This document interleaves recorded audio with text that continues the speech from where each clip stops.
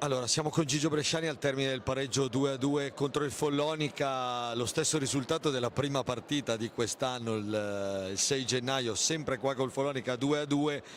Ti chiedo se ti resta più l'amaro in bocca per aver lasciato 2 punti in casa in uno scontro diretto così importante, o comunque se sei soddisfatto del risultato e di quanto ha fatto la squadra. Io partiamo a prescindere, sono soddisfatto perché la squadra ha fatto una gran partita, ha fatto tutto quello che doveva fare veramente e stiamo giocando bene, stiamo crescendo e la cosa che è impressionante è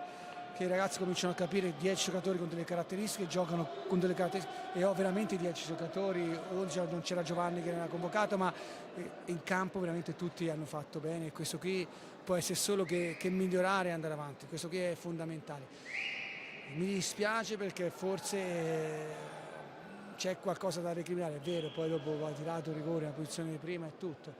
però mi piacerebbe che, insomma, io non discuto l'arbitraggio,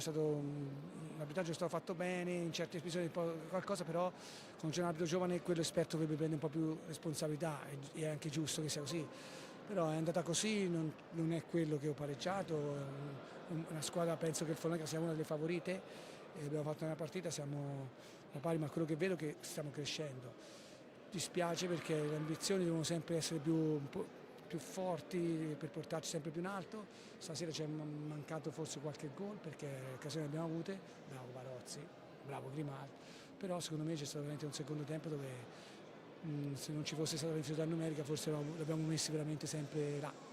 Ecco, sull'episodio anche dell'inferiorità numerica eravate riusciti a difendere molto bene sugli attacchi del Follonica, il rammarico, la sfortuna, l'episodio di prendere gol proprio al rientro del quarto giocatore che poi ha permesso a Follonica di andare in vantaggio.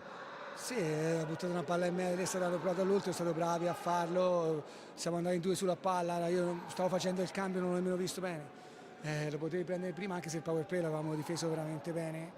lì hanno fatto anche un bel gol sul secondo palo, ha fatto un gran gol Franchi, niente da dire. Diciamo che il primo gol non so se è stato deviato oppure no, però fra Follonica e Lodi questo qui, l'anno scorso era così e quest'anno è così. Senti, adesso col pareggio del Forte là davanti resta un po' tutto invariato, il Forte ha pareggiato 3-3 col Valdagno, resta un po' tutto invariato, in attesa di vedere cosa farà il Trissino domani. All'Amatori poi mancano 2 trasferte alla fine del 2024, Grosseto e Monza, due altre partite molto difficili dove però chiaramente urge adesso ritrovare i 3 punti dopo queste 2 partite. Spero 3 punti sì, però partite difficilissime, preparare bene, perché il Grosseto ha dimostrato di essere una grande squadra, gioca bene, ha vinto col Follonica in casa, tutto, perciò sarà una partita difficilissima, penso a quella, e poi dopo c'è il derby, l'altro è un derby, partita ancora più difficilissima. Abbiamo un calendario non favorevole, però è questo, è bello, ma è anche bello preparare queste partite, i ragazzi non c'è bisogno nemmeno di motivarli. Grazie.